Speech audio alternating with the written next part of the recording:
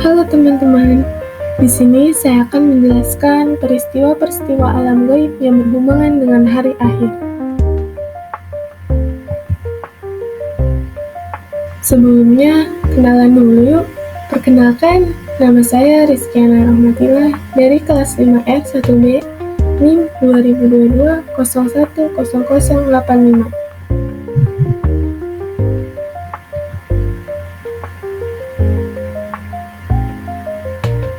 Di sini ada peta konsep peristiwa-peristiwa alam gaib yang berhubungan dengan hari akhir.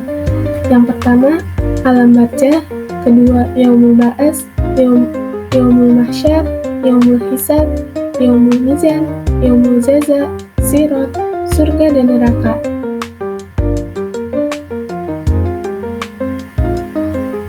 Alam barzah. Secara bahasa, kata barzah dapat diartikan sebagai pembatas atau dinding. Yaumul barzah disebut dengan alam kubur, yang dimana merupakan pintu gerbang menuju dunia akhirat. Nah, di fase ini, nantinya para manusia yang telah meninggal, ruhnya akan bertemu dan ditanya-tanyai oleh malaikat Munkar dan Nakir mengenai segala amalan serta dosanya ketika menjalani kehidupan di dunia. Singkatnya, melalui yaumul barzah ini, para ruh manusia akan menunggu datangnya yaumul ba'ats.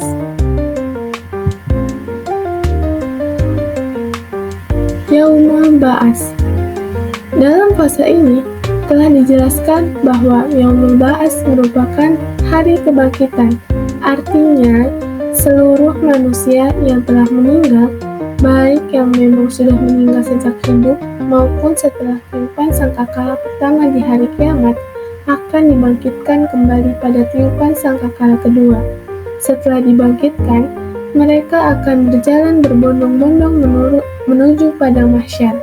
Namun, bagaimana keadaan mereka setelah dibangkitkan akan disesuaikan dengan amalan dan dosa yang dijalani semasa hidupnya. Peniupan sangkakala dalam fase ini telah difirmankan oleh Allah Subhanahu wa Ta'ala dalam Quran Surat Yasin ayat 51. Artinya, sangkakala pun ditiup dan seketika itu mereka bergerak cepat dari kuburnya menuju kepada Tuhannya.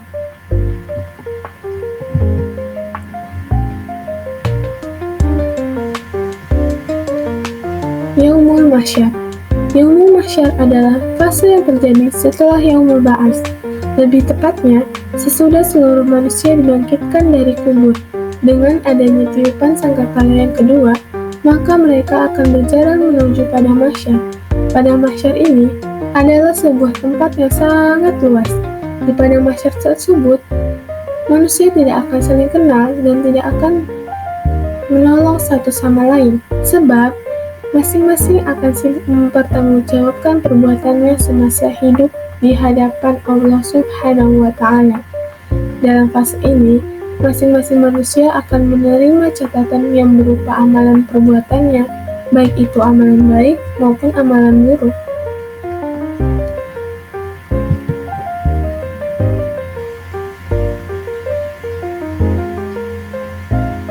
Yaumul hisab. Fase selanjutnya adalah yaumul hisab atau hari perhitungan. Artinya, seluruh amalan perbuatan manusia selama hidup di dunia akan dihitung dan diperlihatkan.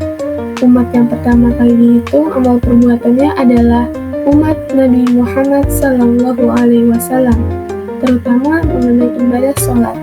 Bahkan pada hari perhitungan ini, seluruh anggota tubuh kita akan memberikan kesaksian, sebagaimana dengan firman Allah Subhanahu wa Ta'ala pada Quran Surat An-Nur ayat 24, yang berarti, pada hari ketika lidah, tangan, dan kaki mereka menjadi saksi atas mereka terhadap apa yang dahulu mereka kerjakan.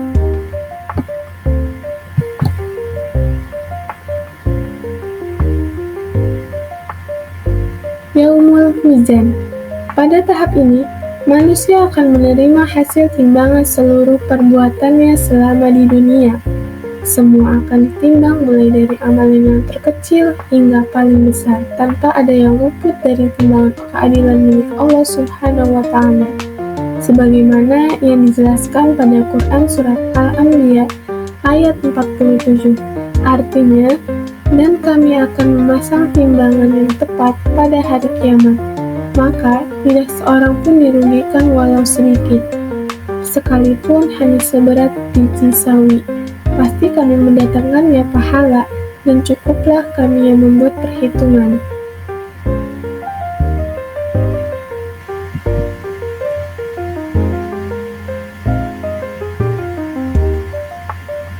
Yaumul Jaza.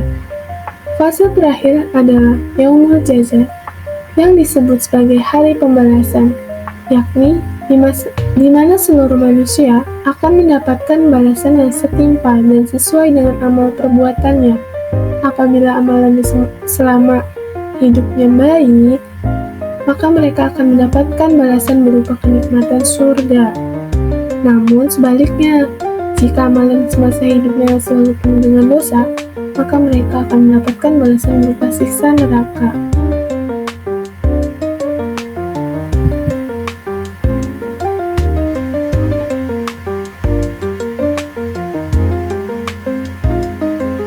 Sirot, atau hari melewati jembatan. Yaumul Sirot adalah hari melewati jembatan atau titian yang akan dilalui oleh seluruh umat manusia untuk menuju tempat yang telah ditetapkan Allah Subhanahu wa Ta'ala. Keadaan orang-orang yang melewati jembatan Sirot bermacam-macam sesuai dengan keimanan, perbuatan, dan dosa-dosa mereka.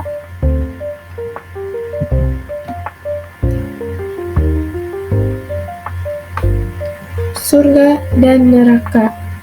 Surga adalah tempat yang penuh dengan kebahagiaan dan kedamaian yang abadi.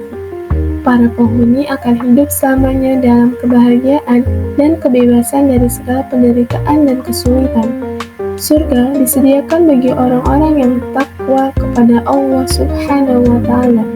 Gambaran kenikmatan di surga sebagaimana ditegaskan dalam firman Allah Subhanahu wa Ta'ala dalam Quran Surat Hud ayat 108.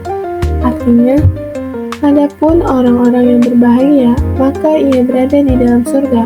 Mereka kekal di dalamnya selama masih ada langit dan bumi, kecuali jika Tuhanmu menghendaki yang lain sebagai karunia yang tidak putus-putusnya. Lalu, neraka. Neraka adalah tempat yang menakutkan bagi setiap umat muslim. Neraka merupakan tempat yang disiapkan untuk menghukum orang-orang yang berbuat dosa semasa hidup di dunia. Neraka disebutkan sebagai seburuk-buruknya tempat kembali pada kehidupan di akhirat kelak. Gambaran penderitaan di neraka diterangkan dalam firman Allah Subhanahu wa Ta'ala dalam Quran Surat Hud ayat 106. Artinya, adapun orang-orang yang sengsara, maka ia berada di dalam neraka. Di sana mereka mengeluarkan dan menarik nafas dengan merintih.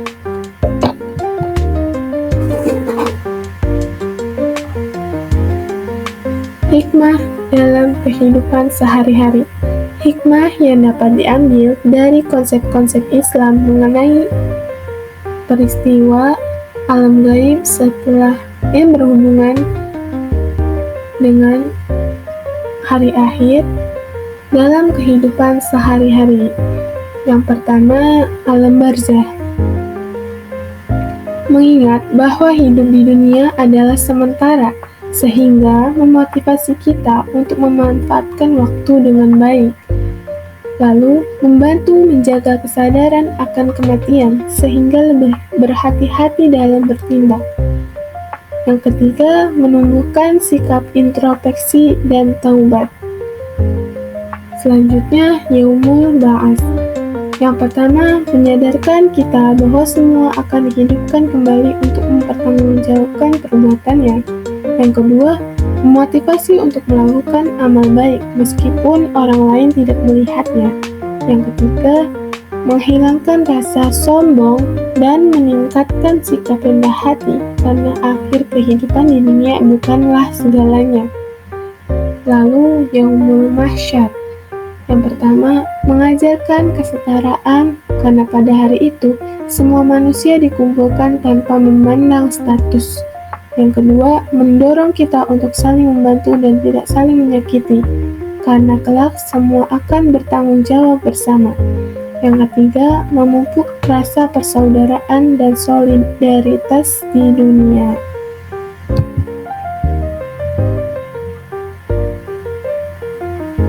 Selanjutnya, Yaumul Hisab. Yang pertama, mengingatkan pentingnya mencatat amal baik dan menjauhi perbuatan buruk. Yang kedua, memotivasi untuk berperilaku jujur dan amanah, karena semuanya akan diperhitungkan. Yang ketiga, menumbuhkan rasa takut kepada Allah dan keinginan untuk selalu memperbaiki diri. Selanjutnya, Yaumul Mizan. Yang pertama, mengajarkan keseimbangan dalam kehidupan antara dunia dan akhirat. Yang kedua, memotivasi untuk selalu memperbanyak amal baik. Yang ketiga, mengingatkan kita bahwa segala perbuatan sekecil apapun mereka memiliki konsekuensi. Lalu, Yaumul Jaza. Yang pertama, memotivasi untuk menerima takdir dengan ikhlas, karena semua akan mendapatkan balasan yang adil. Yang kedua, mengingatkan bahwa keadilan sejati hanya milik Allah. Yang ketiga, membantu kita untuk tidak terlalu terobsesi dengan balas dendam, karena Allah adalah Hakim yang Maha Adil.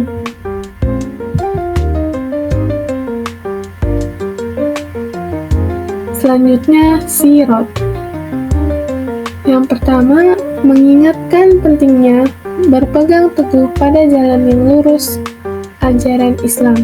Yang kedua, memotivasi kita untuk senantiasa menjauhi dosa dan memperbanyak amal baik agar dapat melewati sirat dengan mudah.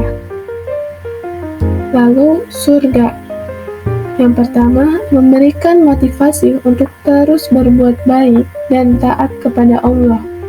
Yang kedua, menanamkan harapan bahwa usaha dan ketaatan tidak akan sia-sia.